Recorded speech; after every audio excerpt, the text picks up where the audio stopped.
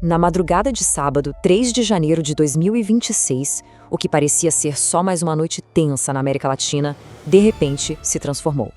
Se transformou no que pode ser descrito como o evento militar mais audacioso do século em solo sul-americano. Uma operação que literalmente reescreveu as regras do jogo geopolítico na nossa região. E tudo começou aqui, no silêncio da noite de Caracas. Uma operação militar cuja precisão e principalmente velocidade desafiam a imaginação.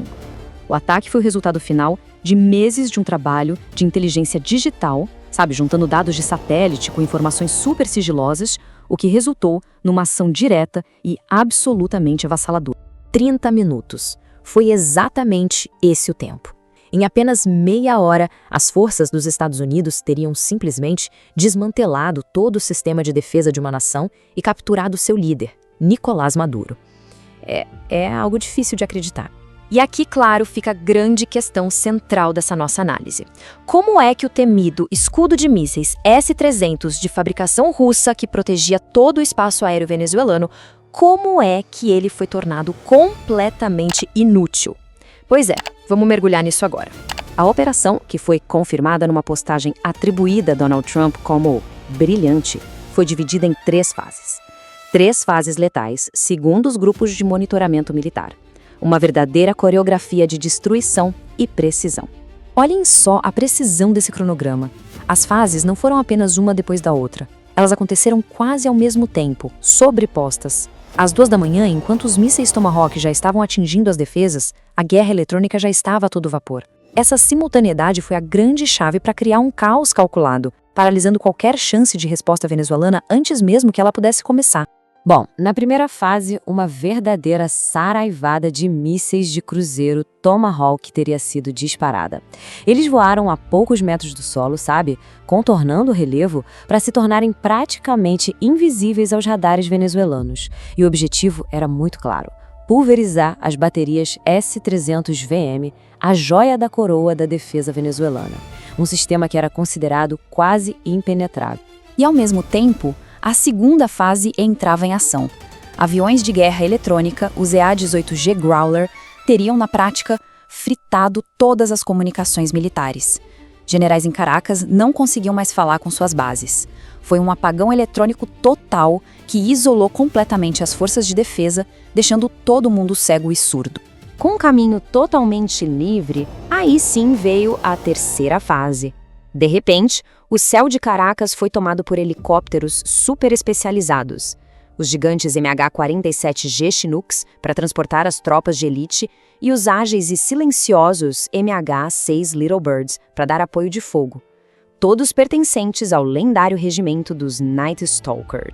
Mas quem eram os soldados encarregados de executar uma missão? Bom, uma missão quase impossível como essa. Estamos falando de verdadeiros operadores fantasma. E, aliás, se análises como esta, que vão a fundo na geopolítica e na ação militar, são do seu interesse, aproveite para curtir e considere se inscrever aqui no O Cenário Mundial, para não perder os próximos conteúdos. O primeiro destacamento operacional de Forças Especiais, mundialmente conhecido como a Força Delta, a unidade mais secreta das Forças Armadas Americanas. Ser nível 1 significa que eles recebem o melhor equipamento, o maior financiamento e respondem apenas aos mais altos escalões de comando. Tudo isso para missões que, oficialmente, nunca aconteceram. E o currículo deles fala por si só. A gente está falando da unidade que capturou Saddam Hussein naquele seu esconderijo subterrâneo, que participou da operação que eliminou Osama Bin Laden e que caçou o líder do Estado Islâmico, o al-Baghdadi. A missão em Caracas era para eles mais um dia de trabalho. Na Venezuela, eles sabiam exatamente onde Maduro estava. Não no Palácio Presidencial, mas sim em um bunker fortificado. Usando explosivos de alta precisão e uma tecnologia de visão noturna de última geração, a guarda presidencial foi completamente neutralizada em questão de minutos. Maduro e sua esposa, Cilia Flores, foram rendidos e levados antes que pudessem sequer entender o que estava acontecendo. O ataque, com essa velocidade toda, essa precisão cirúrgica, enviou ondas de choque imediatas. E não só pela Venezuela, mas por toda a América do Sul e, na verdade, pelo mundo inteiro.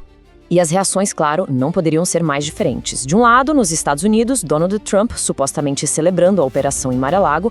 Do outro, em Caracas, a vice-presidente Delcy Rodrigues indo à TV estatal em desespero, exigindo uma prova de vida de Maduro e classificando o evento, obviamente, como ataque terrorista.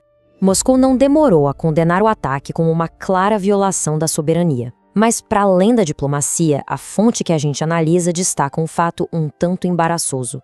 O sistema S-300, o grande orgulho da tecnologia militar russa, falhou. Falhou espetacularmente em proteger um de seus principais aliados. A preocupação, claro, se espalhou aqui pela vizinhança. O presidente Lula, segundo consta, convocou uma reunião de emergência com seus ministros para avaliar o impacto na região.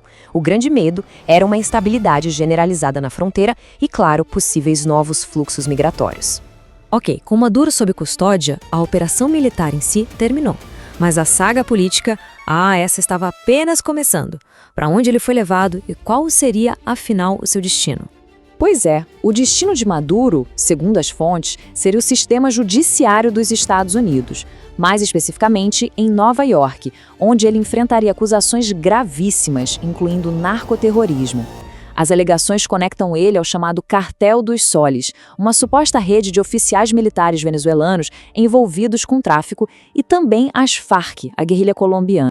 15 milhões de dólares. Esse era o valor da recompensa que estava sendo oferecida por informações que levassem à sua captura. Um número que só reforça o status dele como um alvo de altíssimo valor para as autoridades americanas, e isso já há muitos anos. Este 3 de janeiro marca, portanto, o fim de uma era de 12 anos de governo chavista sob o comando de Maduro, abrindo uma gigantesca incógnita para o futuro da Venezuela e, por consequência, para a estabilidade de toda a região. A gente acompanha de perto essas reviravoltas geopolíticas, então não deixe de se inscrever para continuar recebendo nossas análises. E tudo isso nos deixa com uma pergunta muito complexa. Uma pergunta levantada pelo próprio material que analisamos. O que aconteceu? Foi uma ação necessária para a estabilidade ou foi um ato de agressão injustificável? A discussão sobre as implicações desse evento, essa está apenas começando. Deixe sua opinião aqui nos comentários.